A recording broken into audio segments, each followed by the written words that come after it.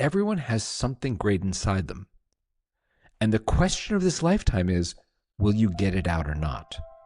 High-performing professionals are exhausted and unfocused and running on fumes, even though they're doing everything right. Long hours, constant pressure, and never really shutting off. Because if all you're saying is like, I need to crank out one more screenplay, one more whatever, yeah, you're going to stay up until midnight, 2 a.m., get up the next morning at 6, and, in a year, you're going to be like, I would like to die soon, violently.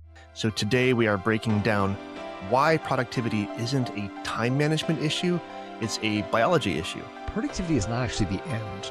It is being in control of your day. The greater mission is actually, I feel in control of my day, in control of my life. And how flow states can restore energy and clarity and sustainable performance.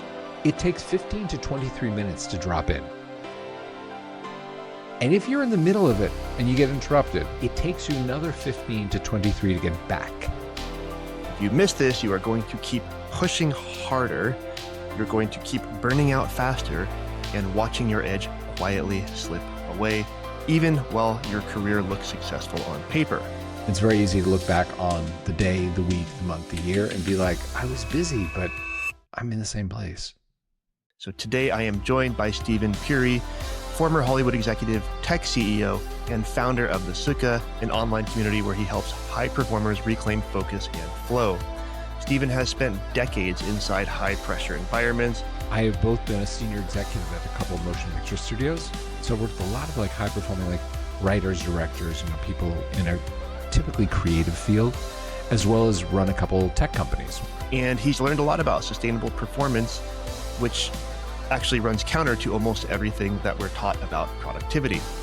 There are no billion-dollar companies because someone walked into the stand-up, the staff meeting, was like, I returned all my emails.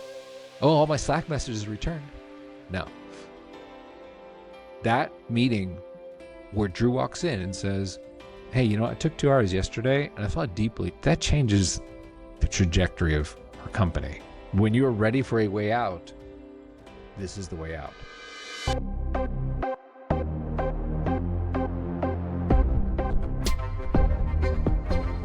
Welcome to the Superhuman Blueprint Podcast. I'm going to hit you with the big one because this is the pressing question that I think can lead into all of the things that we have to talk about today. So why is it that some of the smartest, most disciplined people that you've worked with over the years in your expansive career are also the most burned out and unfocused? Well, I would say it's a split of both, because I've seen people who handle high productivity poorly, and end up not having long careers, and ones who are just sustainable and mindful. Let's start with one sort of kooky definition. Sort of foundationally, a lot of podcasts, books, speakers, authors of books, talk about productivity as if it is the end. And I would offer this thought. Something I've noticed with very high performers that do it sustainably is that productivity is not actually the end. It is being in control of your day. Okay. And some of that control is exerted to create output. Hey man, I just wrote $1 billion screenplay, or I just created a great app, or I came up with a restaurant concept, or whatever that thing may be, right? So part of the control is productivity, is output. But the greater mission is actually, I feel in control of my day, in control of my life. And that leads actually to what you're talking about, a sustainable high output. Because if all you're saying is I need to crank out one more screenplay, one more whatever, yeah, you're going to stay up until midnight, 2 a.m., get up the next morning at 6. And, in a year, you're going to be like, I would like to die soon, violently. Well, what's the correlation between high ambition and burnout, but then also, to your point, having control over your day, or maybe perceived control over your day? What's the tie-in there? I would think people in high positions would have some sort of control over their day, or maybe a executive assistant or something where they can, delegate things off and be like, cool, I control my time, but they're still dealing with this. They are. And let me acknowledge that I think people listening to your pod you've assembled a group of people who are ambitious, who are, who have high expectations of their career and their life, right? This is not like basket weaving for dummies, right? I To be don't think blunt. so. No, not. And, we'll make it educational and entertaining, but let's make sure we're really talking about if you have ambitions in your life, if you want to achieve at a high level, there are ways to do it. There's absolutely the burnout way. We've seen it work. We've seen people go down roads where they end up, strung out on drugs in their 30s and 40s just to deal with the pressure of what they're doing. We've seen others that in their 50s are just, they make it look easy. You're like, I mean, like Jamie Dimon, where it's like, he's a billionaire. He's running the largest company, largest bank in the United States. He is thought of as a thought leader, and he seems to do it effortlessly.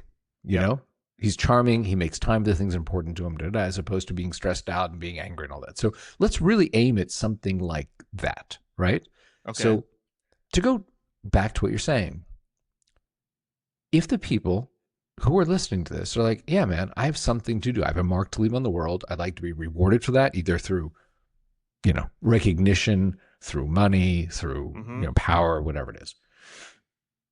Control of your day is not necessarily, hey, man, I have one assistant or I have three assistants. Like my friend is a incoming call assistant, an outgoing call assistant, and a schedule assistant, right? Okay, right. Super efficient, right? Doesn't necessarily mean you're in control of your day. Control of your day really comes down to how do you prioritize, which means how do you say no, right? Does this belong at the top of my list today? No, it doesn't. Does this belong on my list at all? No, it doesn't.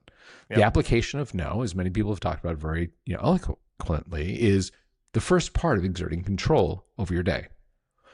The result of that may be, yes, as Warren Buffett would say, there's some great investments that I did not get involved in. However, the ones I chose, I'm very proud of. Yeah. So can you be okay with the opportunity cost of that, right? Same thing, like a friend of mine worked for the head of CA, one of the big talent agencies. Something he was amazing at was just saying, we don't need to represent everyone. We need to represent the people that are going to represent our agency well. And that will attract everyone else that we want, right? So that said, if we're talking now about Stephen, how is it you define being in control of your day? It is not about necessarily how you keep your calendar or how many assistants you have. It is that you prioritize, and often that begins with a honest conversation with yourself in the morning. What is the thing I need to get done today? And if you list off 7 things, you're not in control of your day because you're not going to get 7 done, right? But what if there's 7 things that you've got to get done? This is prioritization. This is what I'm saying. It's like there is at the Center for Creative Leadership, there's a fantastic thing they teach on day 1. And everyone pushes back on this because everyone who goes there is ambitious AF, right?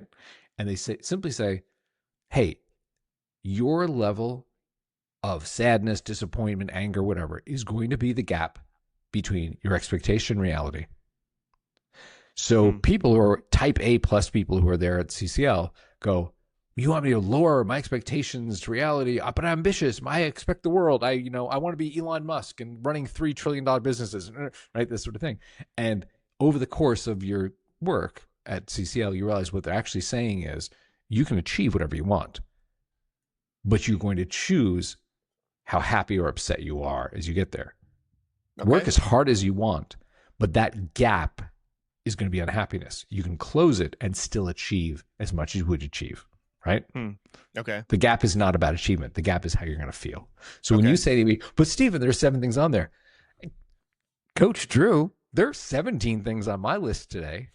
But if I look at those 17, I'm going to be frustrated. Right. But if I look at 3 and I go, honestly, between, this podcast, I've got something later. I have a pediatrician appointment at the end of the day, by the way, which I'm very excited about because, as you know, I have a newborn.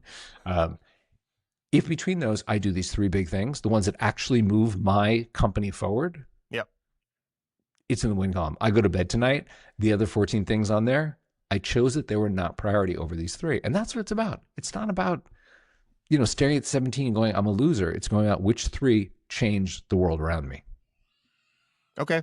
Yeah, that's fair. So you mentioned earlier that being able to say no is kind of a driver in whether or not people get to a certain point of what we're talking about here.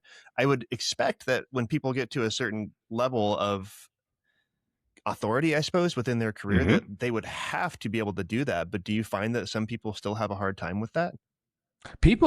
What I've noticed is the ones about whom books are written and the people with whom I've worked most closely that are chairman of studio is they're very aware of how powerful no is. Okay. Like for example, when I was a senior executive at Fox, right? I'm a buyer in the Hollywood ecosystem.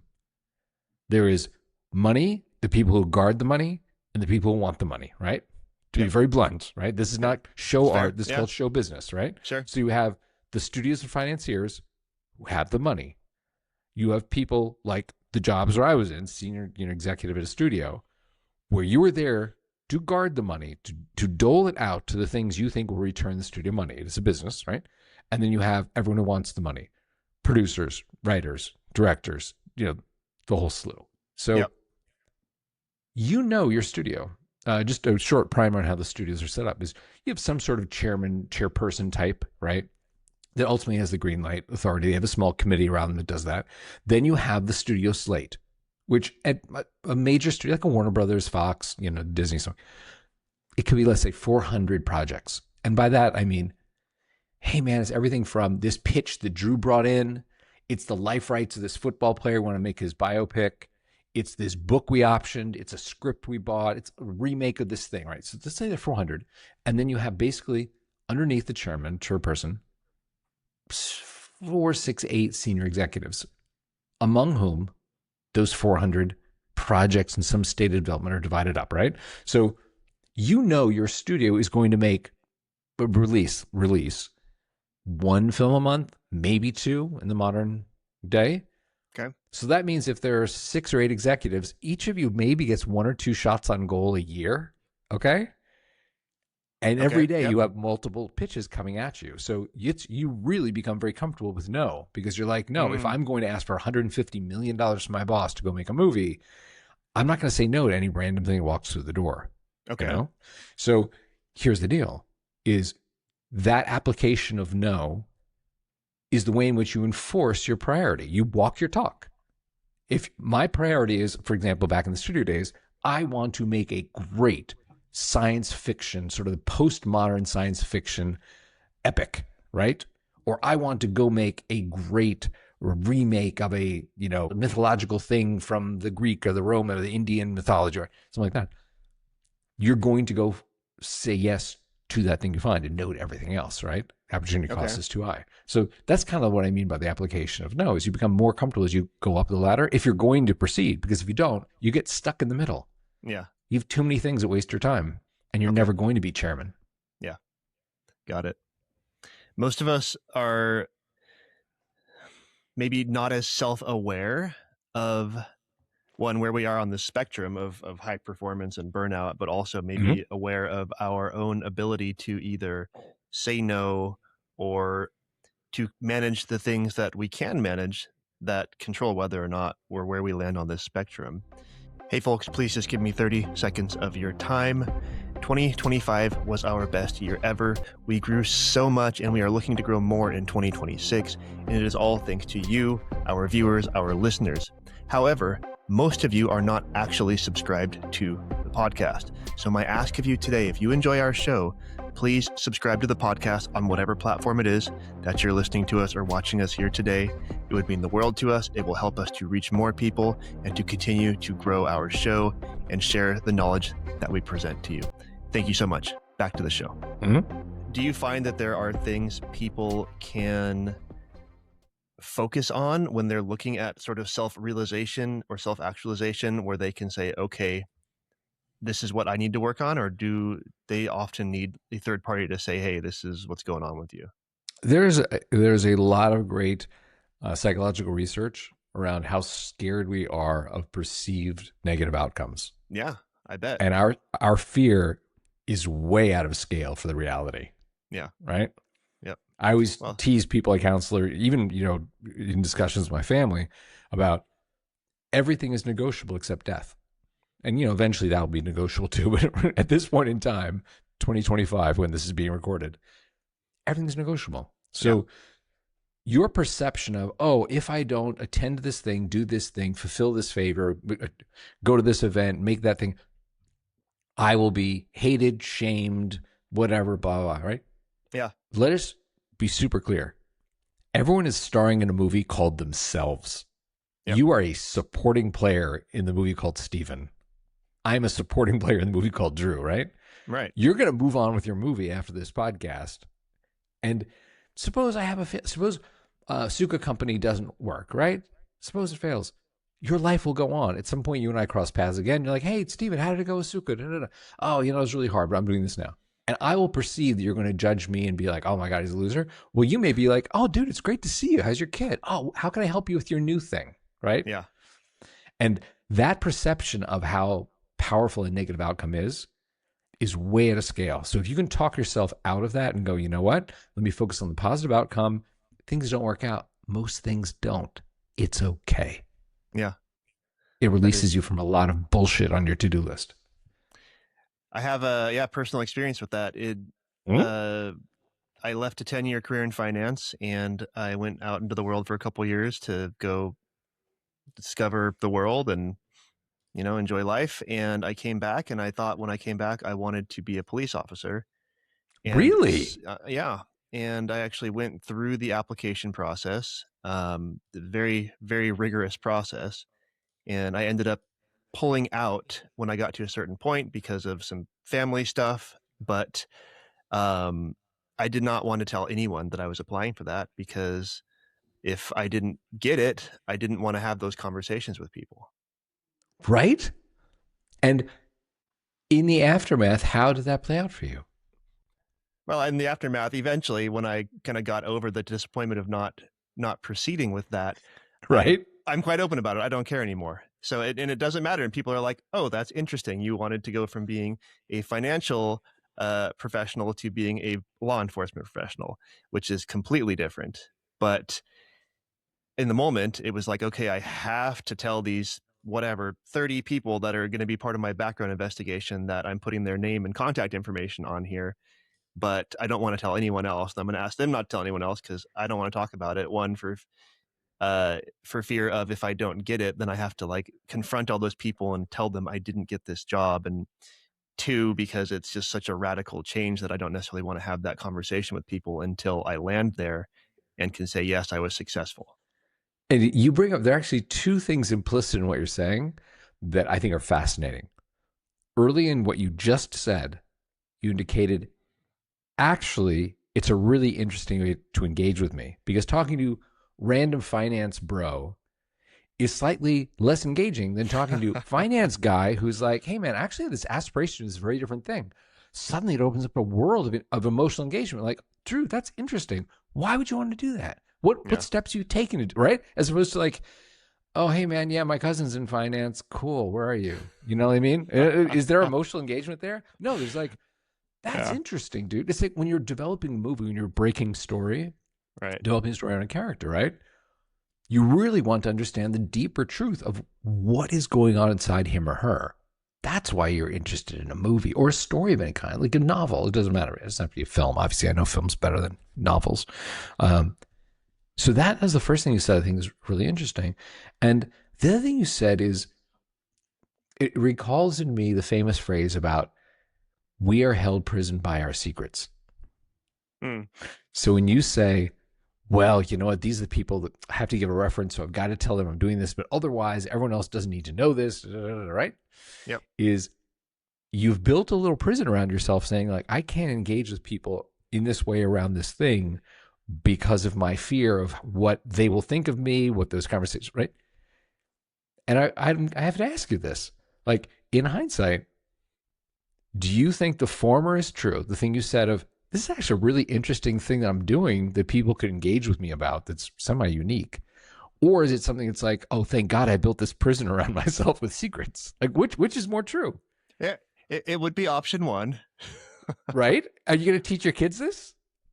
Yeah, absolutely. It's pursue it and don't be embarrassed about it and put it out in the world, whatever it is. My failure.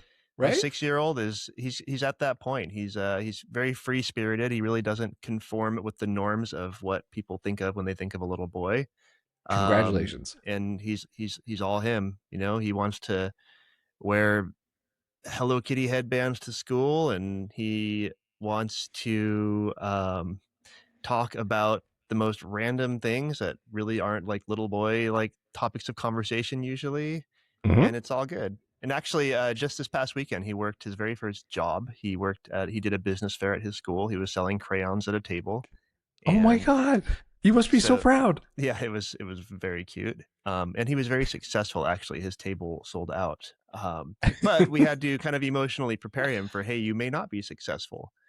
People. There's going to be a lot of tables. There may not be a lot of people there to shop. So just know that you may have some downtime. You may not sell all your product. People may come and ask you about it and then not want to buy it. Turns out he's so cute, people just wanted to buy it. But we wanted to have I'm that shocked. conversation. Yeah. Dude, that's an awesome. I'm very glad your kids have you. That's an Thank you. awesome way to approach that. So we have to be able to see it in ourselves. So what can we do to take that step back and look at, I guess, where am I at on this spectrum, and what are my areas of opportunity? Yeah. So let me say another thing I believe to be foundational, and some may object to this, but you know what? This is what I believe.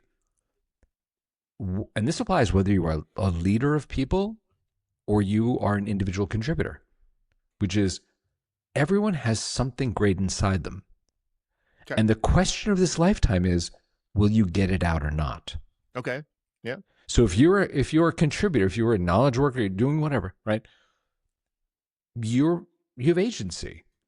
Hey man, I think I could write the next great American novel. I could be the next Michael Jordan. I could create the next Crayola color. I could, whatever that thing may be, right? Yep. Are you going to get it out, or are you going to get caught in that, hey man, I could have, I should have. Oh, I had that idea. And that 80-year-old guy who's telling you about how he had that idea when he was 20, he's miserable, and it's miserable to be around him, right? So if you're a leader, is your goal to say, hey, Drew, I really need your TPS report in Friday, No, man, that's being a manager, right? Yeah, that's real leadership. Yeah, let's be a manager. A leader is someone who looks at their team and goes, I see the greatness in each of you. How do I get that out of you? Wow. I love that. That's profound. Yeah, well, it's maybe first of many things we're going to talk about here. I've got a whole list of stuff I wrote down. Confucius says, I'm kidding. So let's think about that. And if you begin each day by saying, you know what, there's something great inside me. You may be still working to discover it, or you may have figured it out. Like for me, Suka is probably the greatest thing I'll do in my life. It is the thing I'll tell my kids, this is what I did, more than all the stuff people want to talk to me about. Hey man, talk about Bruce and Die Hard. Tell me about Star Trek. How did you guys do that, Papa? By the way, I die in Star Trek. If you ever see Star Trek 11, my death is how Bones becomes the chief medical officer, which people who know me think is hilarious. And here's how, this total side note. So in the movie, Spock, Zach climbs in Kirk's chair during the battle and is like, Bones, get me Chief Medical Officer Puri, whatever. And Bones is like, Chief Medical Officer Puri died on deck 6.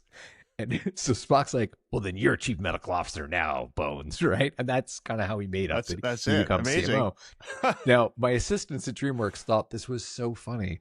They made me a plaque for my door. They took down my official plaque on my door at DreamWorks, put one up with the little Star Trek logo. It said, Stephen Puri, MD, Deck 6, Lido. And the joke was, I died on Deck 6. It's the Lido deck. I was probably playing shuffleboard when the battle was going on, and I died playing shuffleboard, right? So anyway, that's amazing. Back on time. So if you do wake up in the morning and you say, hey, I found the thing that I think I need to release into the world. This is my greatness. Or you're still searching for it, right? It is incumbent upon you then to have agency in your life and say, let me apply my priority system. The thing that's going to get me there is, let me write one chapter. Or let me try one recipe as I try to become the next great baker or Gordon Ramsay or whatever it is. Let me go throw one more free throw today than anyone else. Whatever that thing is, it is going to move you towards that goal. And if you're a leader, it is then prioritizing, how do I elicit the greatness? And when I look at Drew, I go, this guy is going to lead 1 million people into health and happiness, whatever. How do I find the one thing today I can do to help him release that, right? Wow. And that really is a great razor to apply when you're looking at your list of, I'm going to call it shit I could do. Yeah, we all have a long task list, right? Yeah. But what part of it, if you're a leader, is like, yeah, that actually gets Drew closer to being the guy that changed the world, or that gets me closer to the guy who changed the world? Like, let's aim for that, right? Because if you aim for the middle, you're gonna hit the middle. Yeah. And so if you're not good at that, what do people do to be able to improve upon that skill of prioritization and saying no, and ensuring that all the things you said no to still probably, they're there for a reason, they have to get done. So you can't just keep saying no to them forever. But there's, to your point, there's a whole prioritization game that you play. Yeah, and I think, I'm not sure if you've hit this on the head by name, but I think you've talked about this idea, which is the Eisenhower matrix, where you sort of look at things and you're like, okay, is this important or is this urgent or both, right? Okay. And it was a smart way to say, like, okay, is this something I should delegate? Like, is this something that I should just basically pass off and, hey, man, we didn't get around to that. I'm sorry, but the repercussions are not that bad, right? Right. Or is it something where I'm like, actually clear the decks this morning? This requires my attention now, like deep work, right? Yeah. Okay. So the Eisenhower matrix, for those who are listening, Google it. You know, it's a great way of just thinking through what is important, what is urgent. Yes, no, both, neither, right? Let's go back to this thought, though, of what are the things that move your life forward? Because if we're talking about, I want to feel in control of my life, right? Fundamentally, like, it's not really productivity. Productivity may be something you do while you're in control, but ultimately you want to feel like what I did today is what I wanted to do and it felt great, right? Yep. Which maybe make $1 billion, whatever it is. So when you look at, when you first set up your day in the morning, or some people, really smart people, do this the night before, sort of plan, tomorrow when I get up, I will not think about what's important because I've thought it through tonight as I wrap, right? The first thing tomorrow is I have to prepare this deck that I'm going to give to Drew, that he's going to give to his publisher, and hopefully get me a book deal, whatever, like that kind of thinking, right? So when you do that and you apply that rule of, or the razor of, is this actually moving me or my team forward? Then how do you get that done? Because in the modern world, I don't know if you find this true, Drew, it's really distracting. You experience that? Yeah, I've got all kinds of distractions around me right now. I got a couple of phones and a couple of computers and a screaming child and a to-do list that's pretty long. Right? Okay, so let me ask you this. When you are doing like work, not shallow as Cal Newport would say, just like busy work, I got to pay the bills, I got to return some emails. But when you're doing actually the work where you go, this is important. I'm writing a chapter of my book, right? Yep. What pulls you out? You said you had multiple phones there. I do. Right? Yeah. What is it about the phones that gets you? How do you find yourself being distracted by a phone? There's sort of this hard wiring that it's like every time I look at it, I have to pick it up and look at it, even if there's nothing to look at. And of course, there are the things that are in my face, right? It's pinging, buzzing, whatever, because I got some alerts coming in. But even without that, there's just been sort of conditioning to, I see the phone, I look at the phone. And Bingo. For that reason, I've taken social media off of my phone. I have it on a tablet, which stays in the office, which I only Super look smart. at. Yeah, well, I only look at it when I'm being intentional about it, because I found myself every time I picked up the phone, there was nothing to look at. So I just opened social media, which is a phenomenal waste of time. And so I don't have that anymore. But it's still, I still pick it up. I look at it. I'm like, why am I looking at my phone? Put it down. Okay, so let's talk about that, because I know you love on this show to talk about really like scientifically based, evidence-based kind of work, right? Yeah.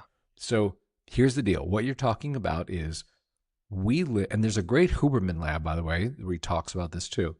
We live in an interesting and possibly unique era, which is the era of zero-effort dopamine. Mm-hmm. It used to be you had to do something, anything, something to get that dopamine hit. Yep. And we live in a continuous IV drip through your phone of, hey man, if you just pick me up, I'm going to give you some dopamine.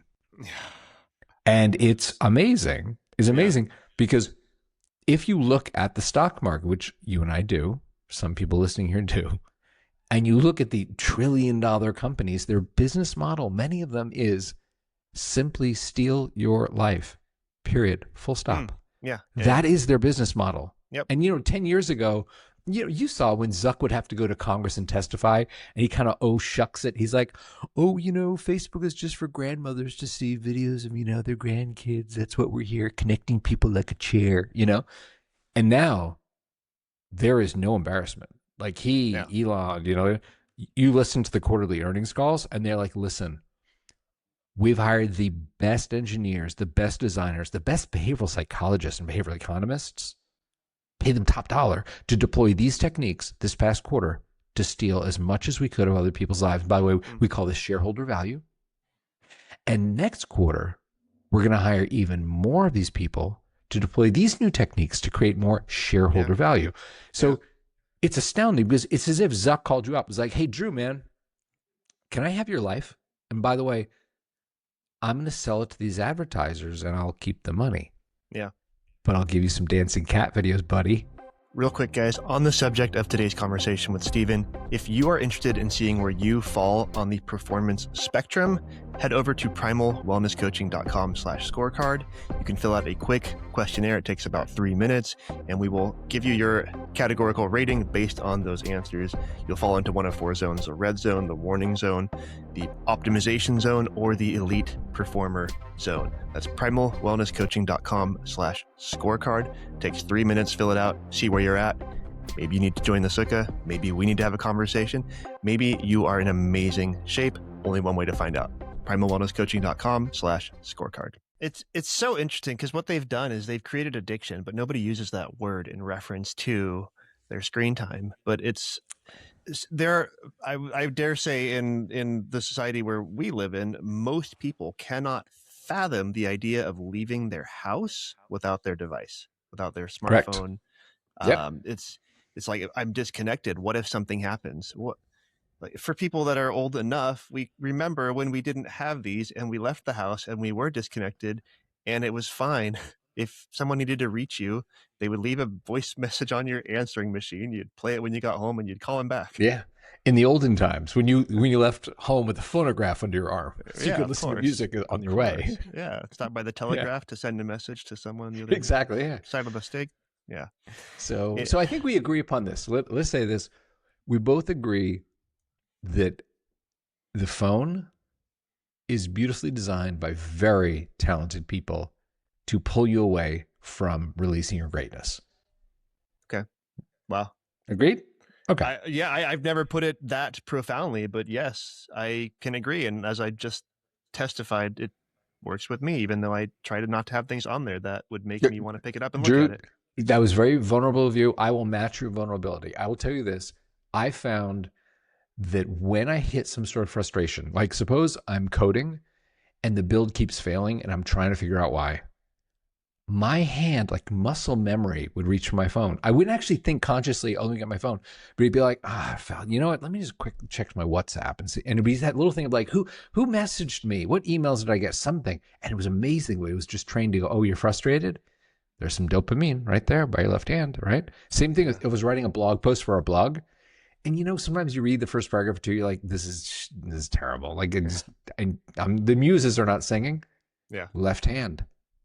But your phone's right here. Just pick it up just for a minute, which is the lie.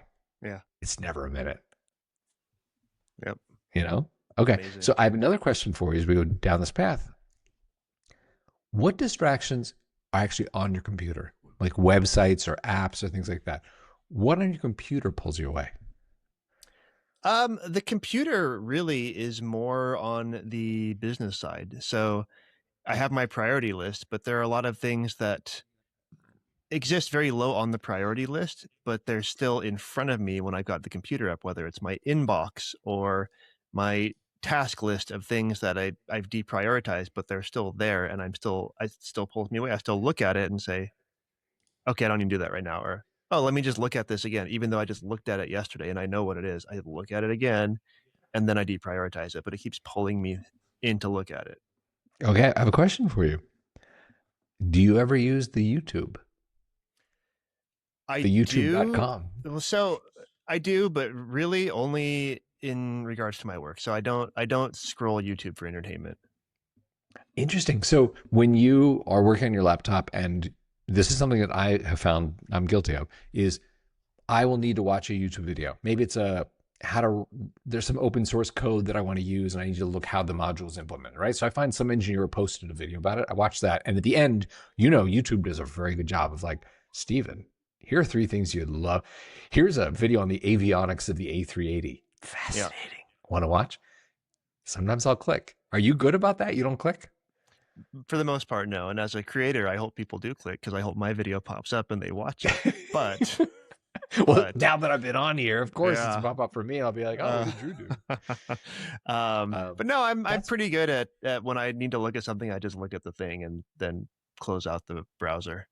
My hat is off to you. That is fantastic. Okay, so let us agree. For some people, there are distractions that are websites that are on the laptop. Oh yeah, absolutely. Obviously distractions in your phone. And then in addition, there are distractions of life. Oh, my kid's in the other room and he's sick. I got to go, help him out or something, right? Agreed. Yep. Okay. So I'd like to talk about deep work for a moment. Can we go there? Yeah. What is that? Okay. So, and I want to acknowledge that the things we're talking about, these are not Steven is smart. This is Steven is carrying water that happens to come from some really, really smart people who historically have ridden around the things that we wrestle with, right? Okay, so let's be humble about this. Sure. So Cal Newport, for example, has done a wonderful job synopsizing a lot of stuff that has come before to say there is work that moves you forward. And there is, as we were talking about before, there's shallow work that's kind of like has to get done. I got to pay the bills so that the property tax guy doesn't come for me, right? Right. It did not move your career forward, but had to get done, right? Yep. Okay. So when you think about what are those things that you could do, like, when the Superhuman Blueprint book comes out, it will be the result of deep work, of you saying, I'm going to take 2 hours every day, block that on my calendar, treat that as a sacred meeting with me, and I'm going to create this thing that did not exist under the sun before. Okay. Right? Okay. So whatever that may be in our listeners' lives, where it's like, this thing would actually move me forward, doing the business plan for the restaurant I want to open, doing the outline of, the script that I want to write, doing the, whatever that thing may be. There are a couple of things that in the world of distractions, which we've talked about, you can do to make sure you actually do execute that. Okay. At the end of the year, you look back and you go, my life is fundamentally different, as opposed to, man, I was busy, but I'm still running the same race I was in January 1, right? Yeah. Well, I think that's where most people land. So let's hear it. It is, what's the right? trick, Steven? Okay. So, and this is okay, let's call it a trick. So here's the secret to the universe. No, here's the thing that you can apply in your life. And by the way, you don't need my app, anybody's book. It is simply a way of thinking about this. Okay. For you to do deep work, there is a plethora of research on to get into a deep state, like a flow state where you are in it. You're doing your best work. Distractions fall away. The clock falls away. It takes 15 to 23 minutes to drop in. Okay. And if you're in the middle of it and you get interrupted, I Slack you. Hey, Drew, can you send me that link to the whatever? It takes you another 15 to 23 to get back. Okay. So what does that mean? That means you can't expect to do deep work in between Zooms. Oh, I have 19 minutes right now. No, it means you have to treat that thing that moves your life forward as seriously as you would like a Zoom meeting, where it's like, no, it's blocked in my calendar. You can't book over it. It is a meeting, right? And it's a meeting with you. That's so interesting, Steven, because I was literally just thinking about this probably last week, that the only times where I really get things done besides having conversations with people and appearing on meetings on my calendar or whatever, I need at least 2 hours. And you just said 2 hours, but I literally thought of this last week, that if I'm going to accomplish something that is important to me on my list, I need at least 2 hours in between those interruptions. Correct. Wow. Amazing. Yeah. And here's the thing is, you're probably talking, without using this term, of your flow state. And I want to acknowledge flow state. And I know there's a cohort of your listeners that are like, I'm a flow master. I've been doing this for years. I understand that's why I'm at the top of my game. And there are others that maybe have a passing understanding of it because it's in the zeitgeist now. People are talking about this as a thing, right? Or they've heard the Michael Jordan quote about, when I'm in the zone, it's me and the ball. And a lot of people talk about it in different ways, but there is a Hungarian-American psychologist, this guy Mihai Csikszentmihalyi, and he had a thesis. He said, high performers in these very different disciplines, athletes and artists and scientists and inventors, they talk about the highly concentrated states they get into, where they do the stuff that makes them famous. But But I hear about that with writers. With writers. I hear about that with writers. Yeah. Many people. But he's like, if you talk to them about it, they talk about it, even if they're in very different disciplines, in very similar ways. And his inquiry was like, what's up with that? Did his research. At the end of it, he wrote a book, Flow. It is the seminal work on this. It is from whence we get the term flow state. And he said the greatest thing. He said, I chose this word because it was the most beautiful metaphor for what I found. We are all on the river, paddling to move ourselves forward. But if you align your boat with the current, it carries you. It magnifies your efforts. You go further and faster. And that is what these high performers have figured out how to do and do it repeatedly. Okay. That is the essence of true deep work. Okay. Got it. And Mihai acknowledged people call it different things. He's like, just because I Yeah. called it flow does not mean it's flow. You can call it being in the I mean, zone when you like when you Michael say Jordan. flow state, depending on whether Yeah. or not you're familiar with that, it might sound kind of like this sort of like spirituality woo kind of thing. But it's really not. Correct. It's an actual sort of a state of being, but is as applied to some sort of intention around what you're going to do with. That's the things exactly you right. have. And he writes about it in a book. He said, here are the characteristics. You lose track of time. You're not staring at the clock. Distractions fall away. You do your best work in less time. At the end of that work, you feel uplifted. You feel elation as opposed to depletion. You don't go, oh, I ground it out. I need to go nap. I'm dead. Yeah. It's you go, I killed it today. Yeah. And that's repeatable. When we talk about burnout, we talk about being in control. This is something not enough people do, is they say, you know what? I'm blocking this time in my calendar. You can't book me because I'm going to do the thing that actually differentiates me from the pack. Yeah. Wow. As a leader, I have told people to do that, but never quite in a way so profound. It's always like, hey, block off time to get your shit done. But it's never with the, I guess, weight of saying this is how you build your brand. This is how you secure your success. It's, it's can be as simplified as this is how you get shit done, but getting shit done helps you to build your brand and secure your success. If you don't get things done because you're constantly being distracted by things, then those things don't happen. Exactly right. And it's very easy to look back on the day, the week, the month, the year, and be like, I was busy, but I'm in the same place. Yeah. Yeah. I reckon a lot of people can say that. Yeah. And when you're ready for a way out, this is the way out. And Steven, you've mentioned your company, Suka, a couple times. Can you tell us what that is? I'd be happy to, yeah.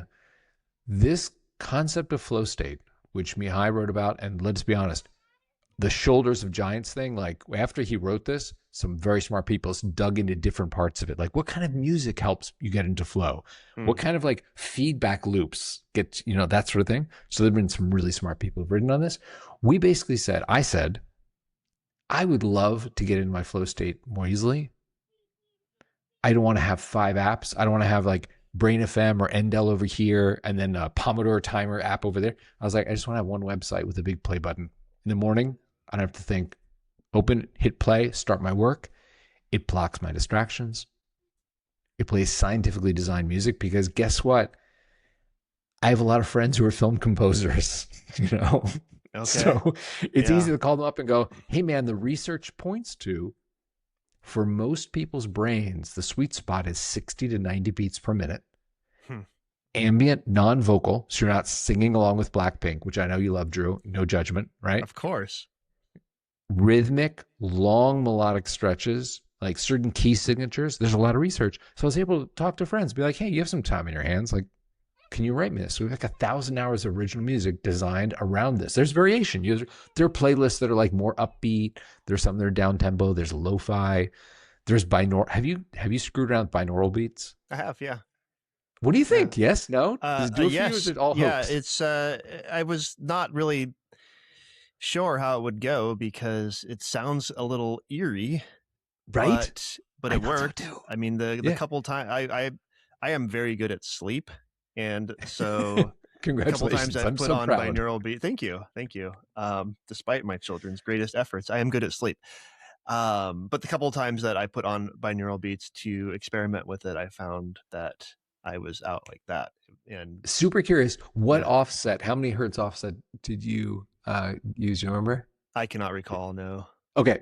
So let me expound upon that. And by the way, do you want to explain for those listening binaural beats, for those that don't, you want me to, or what? You probably have a better explanation than I do. So I'm let's sure I have don't, you but I do it. will. I will let you pass the buck to me. Okay. So the concept of binaural beats, and as Drew and I are sort of alluding to, there is some research on this. It's relatively recent, so there's a lot of debate around, is this hokey or is this a thing, right? It's kind of a biohacking, brain hacking thing, which is you have to have headphones. You have to be able to feed each ear a different sound. So you can't do it with just music coming out of your laptop. You have to have your beautiful headphones on. And the idea is that it stimulates your brain if the two channels are slightly offset by maybe 30, 40, 50, 60 hertz cycles per second, right? So there is a large library now of music that is binaural beats where it has this offset. And some people, and the research is still being done, say that, well, between like 30 and 40 cycles, it seems to stimulate this kind of brainwave. Or if you want delta brainwaves or gamma brainwaves, you want creativity, if you want focus, if you want relaxation. So I will tell you this. When we launched Suka, which is simply a website, we hit play and gives you, music and distraction blockers and all that stuff. Someone approached me. Well, someone in the community, one of the beta testers, was like, hey man, I see all these playlists, but I don't see binaural beats. And I was like, Okay. what are you talking about, Willis? And then I did the research and learned from that. So we threw up some that were 36 to 40. I tried it. I don't know if it is the placebo effect where I was looking to feel different. So I thought it was different, but I definitely felt like, strangely focused. So yeah, so we offer that kind of thing. It's just interesting to see like That's cool. What triggers you can use to get you into that state where you do the important work more quickly. Matter of fact, I'll tell you one more odd story about sound. After we had this up and running, a buddy of mine mixes the LucasArts games, like the Star Wars games, basically, up in Marin. Okay. Called me up, and he's like, hey, man, I just got back from Nepal. Oh, cool. Congrats. Yeah. He's like, yeah, it was my kid's high school graduation present. I guess he got into a great college. And he's like, what do you want? And he's like, I want to go to Nepal. So he said, one day we're in Kathmandu, and it poured rain, like this delicious, lush rain. And he said, I had some of my audio recording equipment because that's what he does for a living, right? He's like, so we're stuck inside. I recorded 2 hours of this rain in the Himalayas. Do you want it? I really don't have any use for it, but I just was impelled to record it. And I was like, for free? Sure. So he and I quietly put up a playlist in the middle of all the other like upbeat and down tempo and lo-fi beats and called Himalayan Dream Rain. Okay. And all it is a 2-hour loop of this recording he made in Kathmandu. Yeah. It became our third most popular playlist with no messaging. Wow. So yeah, that's how I felt. I was like, huh? So I run the platform. I know people's email addresses. So I saw some people are listening to it. I emailed them like, hey man, will you chat with me for a minute? I'm just super curious. Why over all this expensive, beautiful, scientifically designed music we have, do you listen to rain? I just want to learn, right? And I'll tell you this, the answers from everyone who said they would chat with me were so similar, which is about how it was a mental trigger for them.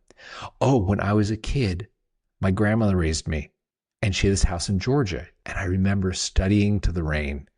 Oh, we had a lake house where it would rain and that's where we'd be, right? Spring break before finals. And it was so interesting. It was like that sound of the rain brought them back to my brain knows I have to focus now. It's just a simple hack. Wow. So we played with a lot of that stuff. Nothing was as popular as rain. We tried, we have, remember, a playlist of birds around a lake that some people said they loved, surf in Cyprus, a stream in Japan. They're semi-popular, but the rain was really like the big naturescape that hit. And I was like, that's super interesting. That is super interesting. Yeah. Anyway, and another one was coffee shop. There's a blogger who's in our platform, one of the members, relatively well known. And she said to me, listen, I had a baby during the pandemic. Before the pandemic, I always wrote my blog in this coffee shop near my house. But now obviously with a 2-year-old or whatever, I can't run down to coffee shops and write. She's like, I saw you have these experimental playlists. Could you find a coffee shop? And wouldn't you know, some dude recorded his local coffee shop in Vienna, Austria. Okay. And it's, the little the espresso machines and the clattering of little cups and people murmuring in the background. I would totally listen to that. I'm telling you. Listen to that. Going back to the finance days, whenever it was time to write performance reviews, I had a fairly sizable team that I would have to write reviews for twice a year. Yep. I would always go to a coffee shop and do it there. I could not get into my flow state sitting in my regular office. I could not. I love that you said that. I had no creative brain for writing in my office. Okay, so I'm going to tell you, you inspired me. There is a coffee bean and tea leaf that is across Sunset Boulevard from the Directors Guild. Okay. In West Hollywood, right? Just west of Fairfax. I can't write. I'm not a great writer of prose. I'm not going to write a screenplay. But as an executive at, when we had a company at Sony, company at DreamWorks, Fox, blah, blah, you get a lot of incoming material, so you have to read a lot. I could sit home in my condo in West Hollywood and tear through scripts and treatments and books. Yeah. But I would go to that coffee shop because there was something about being in the coffee shop where I have 20 scripts this weekend. I would go down to that coffee bean and sit there, and there was an energy in the room that was palpable. Like everyone in there, was like writers on there. It was like a writer's clubhouse in there. Okay. They're on their little MacBooks writing away. And the corner, it's like the strange old guy doesn't talk to anyone. And he's written like 3 studio films this year. He's making $1 million a script, but he still comes here because it's his habit from when he was a young Turk, Yeah. And you've got like 2 writers that just got off the bus that are writing their first TV pilot, to your left. And it's not super social, but there was something about, like you said, the mental trigger of like everyone in here, there's an energy of everyone's trying to write something great. That was inspiring to me. Mm-hmm. Yeah, I was talking to my wife recently. I'm like, I got a lot of business expenses I need to budget for. Maybe I should stop going to coffee shops because every time I want to get things done, it ends up costing me at least $5 because I go there and I buy a coffee. And these days, just for a drip coffee, it costs $4.50. But and Starbucks is putting seats back in the Starbucks. Starbucks is not emphasizing mobile anymore because they want you to sit there and have whatever it is, a second coffee, whatever that thing is. Yeah. But they're going back to that model. Yeah, it's interesting. Actually, let's talk for a moment about place, because that's another like free mental hack that, going back to film and tech days, I thought was very interesting. So I think, I produced the digital effects for Independence Day, right? We won the Academy Award for the visual effects on that. It's great. Helped all our careers, blah, blah, right? So the funny Love that movie, part by the way. Part 2, not so much. Part 1 was epic. The irony is I was a studio exec on part 2 years later. I'd gone from being a visual effects guy to being a studio exec. So I can blame you for part 2. Oh my God. It's one of those things where like, the pressure to make that because it was a branded title was greater than the idea. Yeah. Same thing with Die Hard 5. I was the exec on Die Hard 5. I was like, there's this is Die Hard terrible. 5? The face you just made is exactly why there shouldn't have been a Die Hard 5. Okay. Yes. I remember 1, 2, 3, and maybe 4, but I don't remember 5. 1 is an amazing movie. 1 is an amazing movie. Yeah. Still everyone's favorite Christmas movie. I'm just saying. Okay, so the story I was going to tell you though is this: so by virtue of meeting Roland Emmerich, director, producer, Dean Devlin, writer, producer on Independence Day when they were coming up, right? They had done like Stargate and stuff like that. So this was interesting. When they would write, they would rent this vacation villa down in Puerto Vallarta, Mexico. I've not been there. Apparently beautiful white marble villa in the hills of Puerto Vallarta, right? Yeah, I've been to PV. Haven't been to this Okay, villa, but it's a beautiful area. so you know, right? It's a Yeah. great place. I've been there, never to this villa, right? Yeah. So they would go there to write. And Roland, when they had to go write this, Roland told his assistant, Joey, hey, go rent the villa, blah, blah, blah. She comes back. She's like, it's rented. I mean, it's like an Airbnb before Airbnb, right? Yeah, It's yeah. like, someone rented it already. Like, and it was this like pall around the office. Oh my God, what are Roland Dean going to do, right? Yeah. Roland called his entertainment attorney, this guy, John Deemer, amazing attorney. John, buy the villa. By Monday, Roland owned a $5 million villa in Puerto Vallarta. Okay. And I was talking to Dean. I was like, hey, man, I was like 21 at the time or something. I was like, maybe 22. I was like, I just love to understand. I don't have $5 million. And I don't really understand how you just like on a call go like buy the villa. And what is up with that place? Like, and Dean said this. He said, there's a room there where in the morning the light comes in over the pool. And in that room, we never think about what the budget's going to be, what cast is available, what the studio notes will be. We write the movie we'd want to see. Wow. And I was like, And they went down there, and 6 weeks later came back with the script that would become the third highest grossing movie in film history. Right? Wow. And it was interesting how that was for them, this mental, this association of place and mental space, right? Like we're talking about like oral space, AU oral. There's also that thing. And I'm going to tell you this, it doesn't have to be a $5 million villa. Years later, when I was at DreamWorks with Kurtzman Orsi, right? Alex Kurtzman and Bob Orsi, writers who came up from Alias. They did Mission Impossible 3, Zorro, The Island, bunch of stuff. So when we were together was the era of like Transformers 1 and 2, Star Trek 11, Eagle Eye, Fringe, like stuff like that, right? Okay. So what was interesting is when they were in the crunch, when it's like, hey man, you got to finish Transformers 2, turn it in 2 weeks, you know, and they're making, 1.5, 2 million a script. They had their assistant rent a room at the Universal Hilton across the street. We were on the little Amblin compound, the Southwestern, Stevens thing, on the Universal lot. Across the street, there is a hotel. I'm just going to say politely, it's where you go with your kids the night before you go on the rides. And that's probably the only reason to go to this hotel, right? Okay. It's close. Yeah. They would rent a room there for like 2 weeks. Wow. And I was like, they could go to, like, they're making bank. They're making millions of dollars a script. They could go to Bali for 2 weeks. Yeah. And what occurred to me is this. They met and started writing back in school. And I think that experience of like Kurtzman on the edge of the bed with the laptop and Bob at the desk with the laptop, that evoked in them dorm room.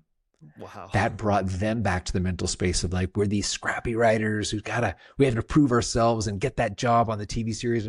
And they would, in 2 weeks, crank out the script for Transformers. You know what I mean? Wow.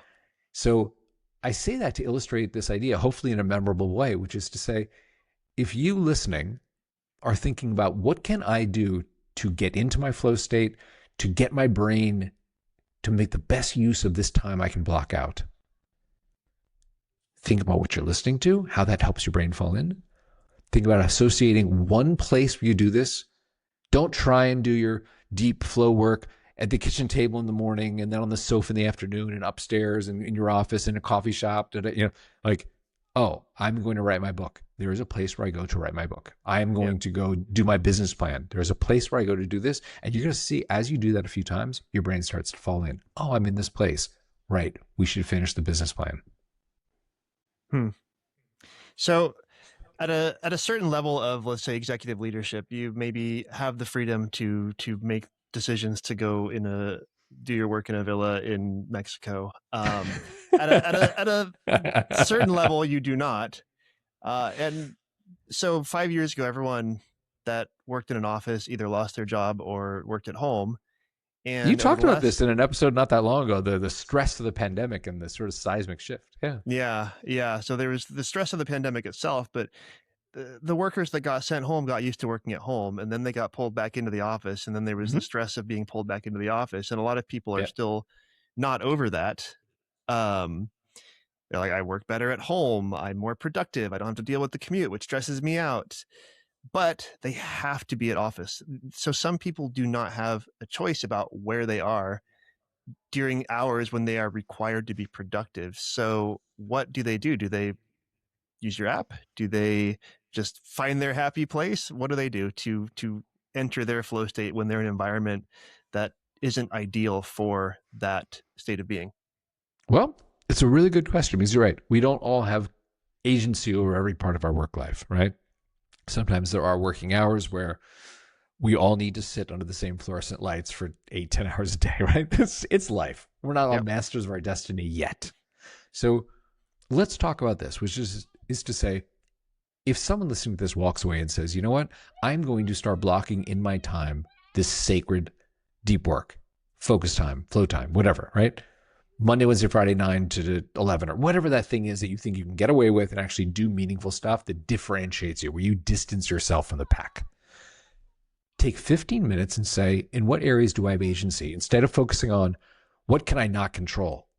They're making me drive to the office. Okay, you know what? Then don't focus on that part. What can you control?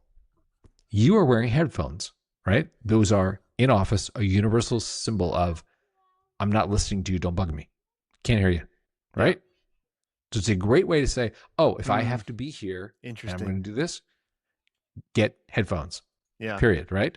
Yeah. Set up your desk so it reflects I'm not being distracted, right? Yep. Your phone may be in a drawer. Like, you're going to laugh. I don't know how many people are listening versus seeing this, but we made phone boxes, like little phone coffins. I don't know if you can see this, but you could stick your phone in here. Okay. This is, I think, enjoy your flow. You stick your phone in there. There's a little place you can stick your charging cable. Okay. And it just makes that little bit of friction for like, don't pick up your phone. Yeah. You know? Yeah. So look at the things you can do between your oral environment, right? Your distraction environment. Where does your phone go?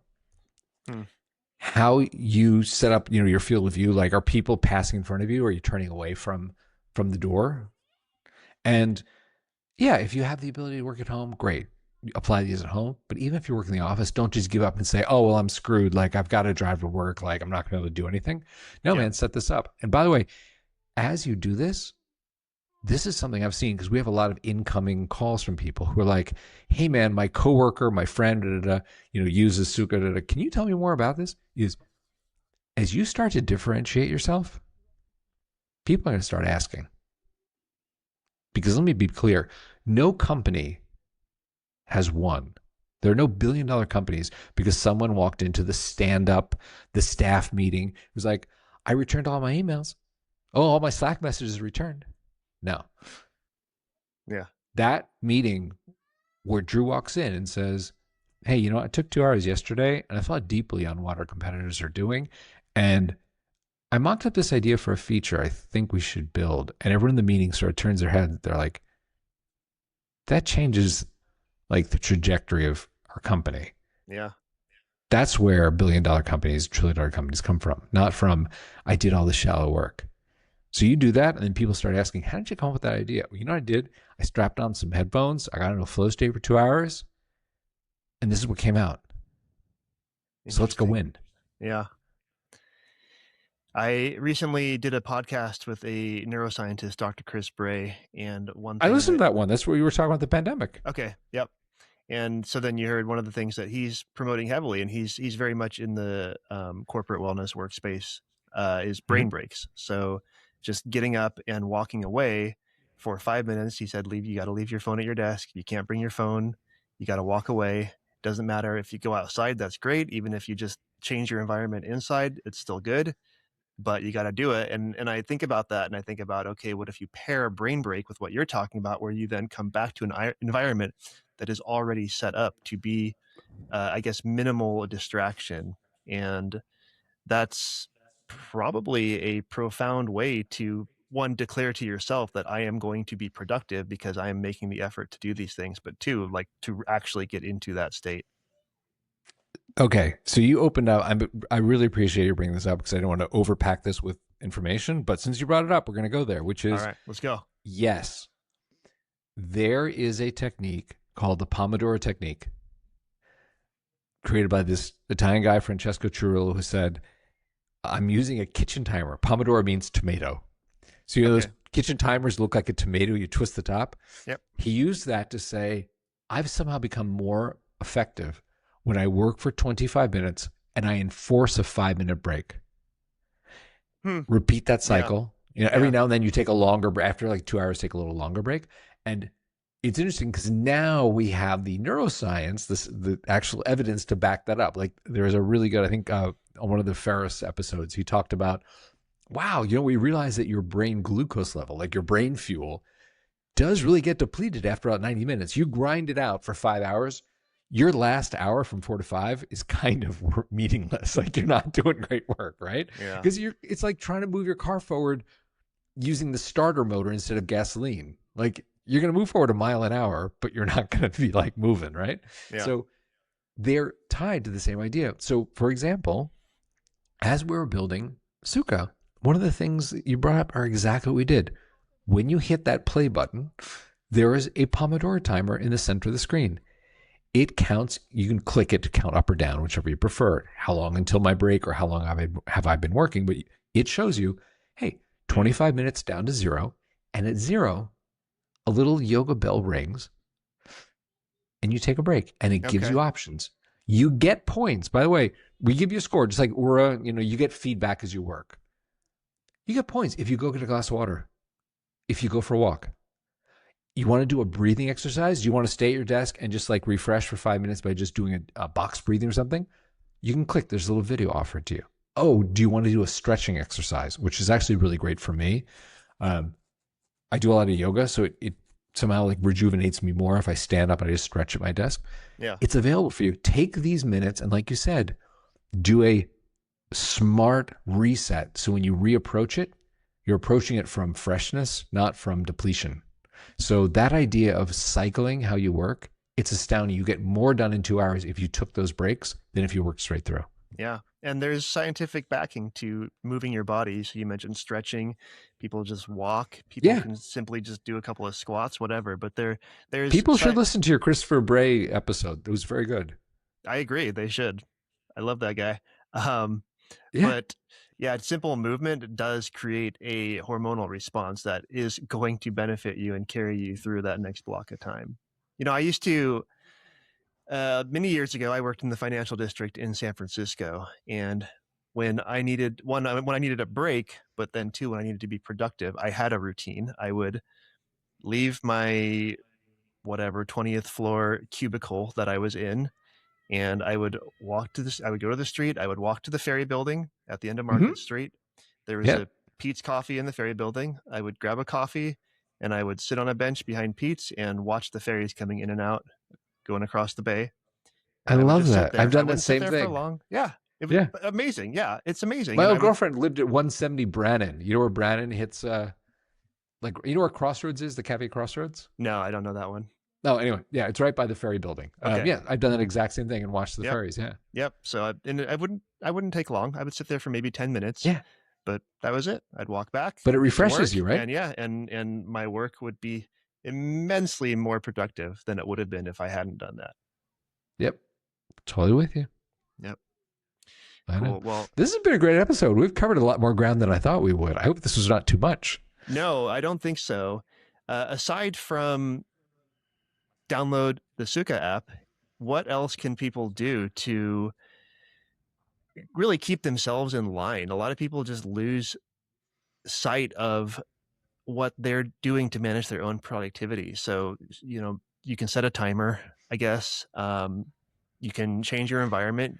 Like you said, you can set up your environment if you aren't able to change your environment in a way that's at least more prone to having less distraction. Or if you can manage your environment, you can take some time to think about where you are most productive for specific types of work.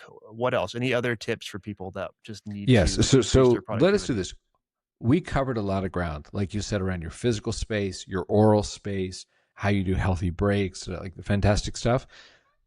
For someone who's listening to this, it's unrealistic to think you're going to capture like every bit of the last 60 minutes and implement it all tomorrow. So I would close with this thought. If there is one thing that you're going to start with, it is that tomorrow morning, before you dive into whatever it is you do, take that moment and figure out what you're saying no to, which is to say, prioritize. If you have more than 3 things you're saying yes to, you're fooling yourself. Go back and say no to more. Wow. I love it. There you say go. no. Okay. Just say no. Okay. Bringing it back to our beginning. Yeah. Amazing. So Steven, where can people find the Sukha app? How can they get access to this? Really simple. It is a website. It is a 3-day free trial. The Sukha. Sukha means happiness, by the way. It means it is What a language is Sanskrit that? word. Sanskrit. It's Sanskrit, and it is Sukha is the concept that when you are in control of your life, you can do your life with ease. Oh, beautiful. You know, like in yoga, the Sukha pose is when you're sitting cross-legged because you can do it with ease. Okay. So the Sukha company is TheSukha.co for company, thesukha.co. And by the way, if anyone has a question about anything I said, it doesn't have to relate to what I created. If they're just like, hey man, who's that Hungarian dude? I want to read about him. Yeah. Like, my email address is very public. It is Steven, Steven, at thesukha, TheSukha.co. Happy to respond to any questions. If there's a blog post you can read, if there's some link that will help you or a book you should read, I respond to all my emails in 24 hours unless I'm sick or traveling.